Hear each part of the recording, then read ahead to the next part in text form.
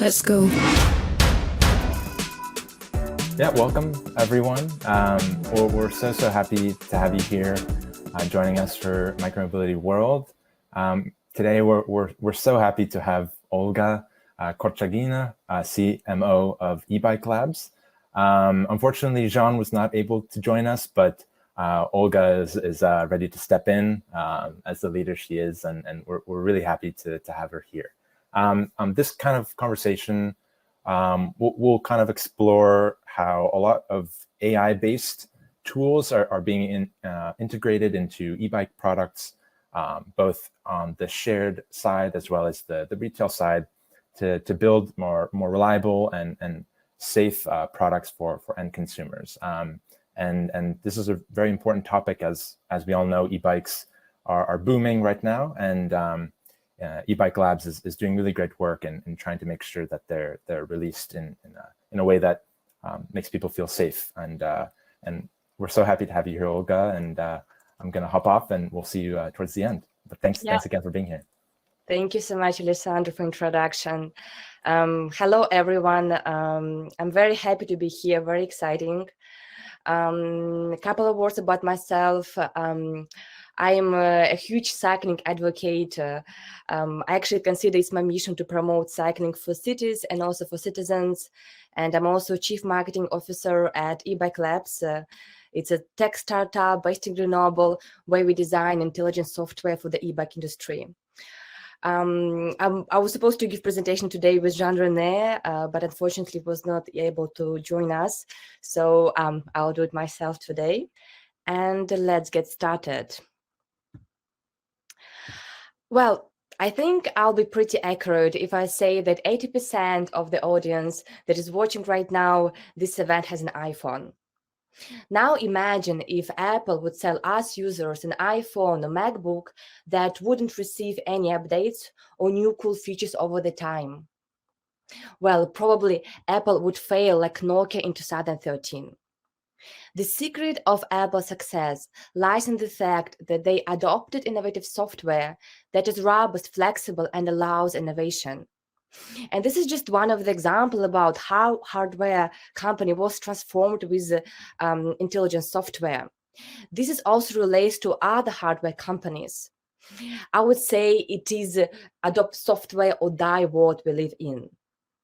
And cycling is no exception. And we can already see a trend. Automated maintenance, predictive maintenance, other new smart features, all of this is becoming very, very popular. And I'm 100% certain that in 5 years, all bikes will be smart bikes. That's why adopting intelligent software right now is a unique opportunity for e-bike designers to become market leaders. So before jumping into concrete examples about how AI works, let's first explore the power of software.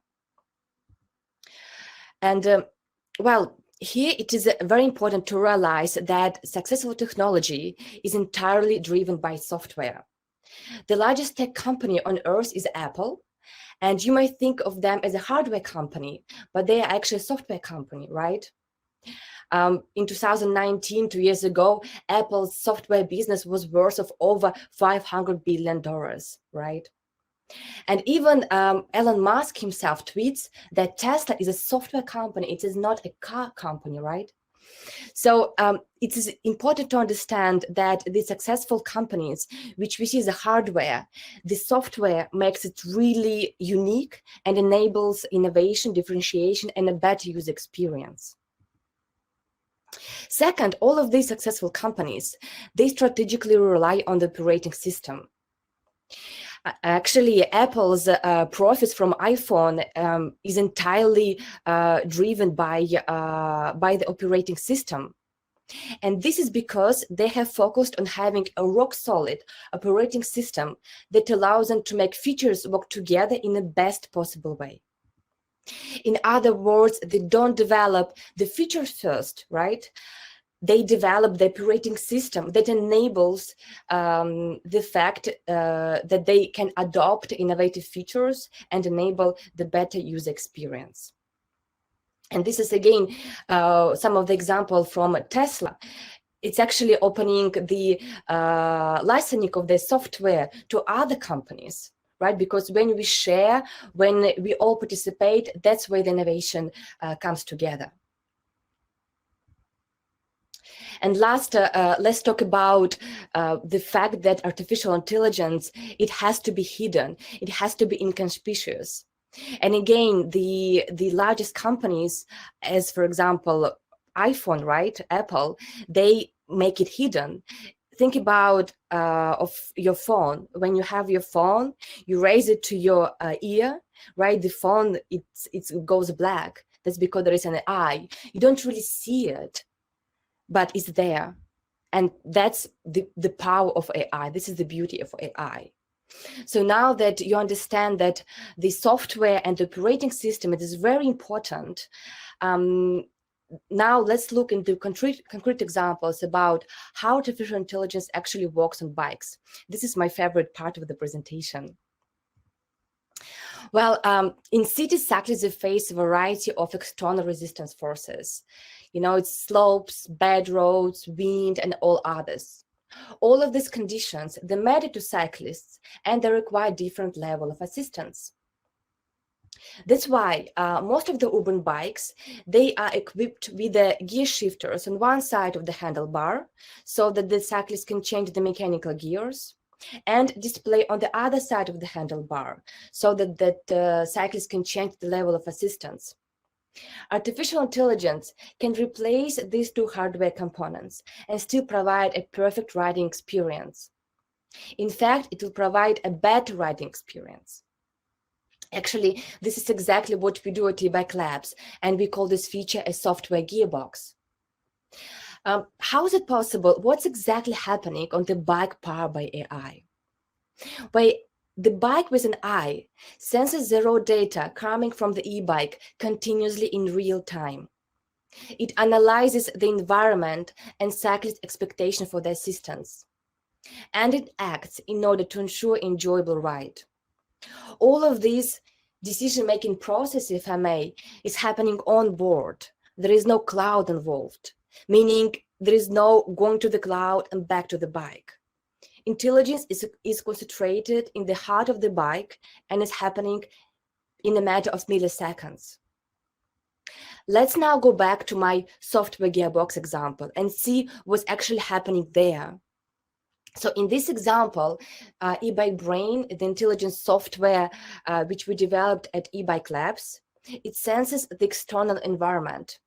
And in our example, we talk about the slope, the percentage of the slope. Is it 20% or is it 60%? It's also, we talk about the road. Is it the flat road or is it a gravel road? As soon as the intelligence software, the eBike Brain, sensed these external forces, it activates software gearbox that acts like a mechanical gearbox and assist mode selector. And as a result, the assistant adapts to any external forces in real time so that the cyclist can enjoy an effortless riding experience without the need to press any buttons or to shift any gears. As simple as that. And actually, the results are quite impressive.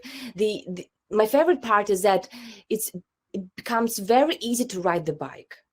Actually, the learning curve is almost close to zero. Anyone can just hop on the bike and enjoy the ride. The cyclist doesn't need to understand how the mechanical gears work, so, you know, when to change them, what about the display, and actually what the difference between two of these hardware components. The bike also have a simpler drivetrain. You know, it has more elegant design, no shifters or buttons. The maintenance is close to zero. No hardware components, no maintenance.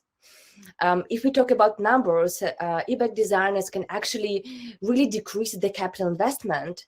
And here we talk about the price of from 50 to 200 euros. This is the cost of mechanical gearbox, internal gear hub, continuously variable transmission, plus assist mode selector. And it also brings a more user value. And here we talk of a price of about 500 euros minimum. And software gearbox, this is just one of the examples about how AI transforms the bike and the user experience. But it goes just much bigger than that.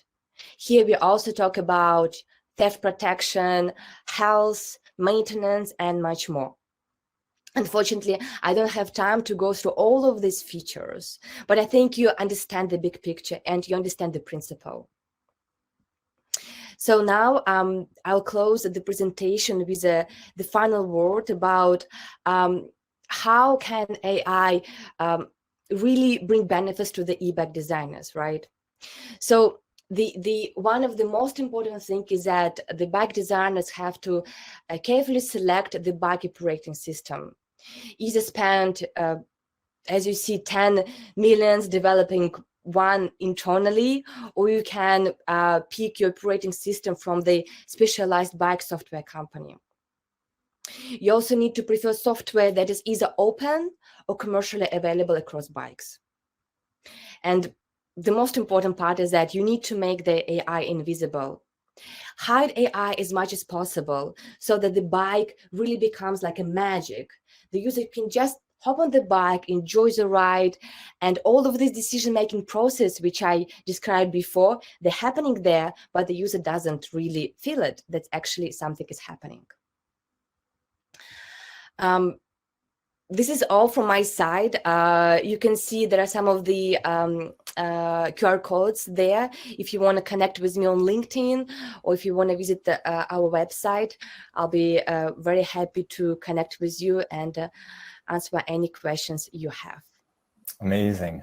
Thank you so much, Olga, for bringing us through kind of the landscape of what's out there in terms of onboard technology for e-bikes.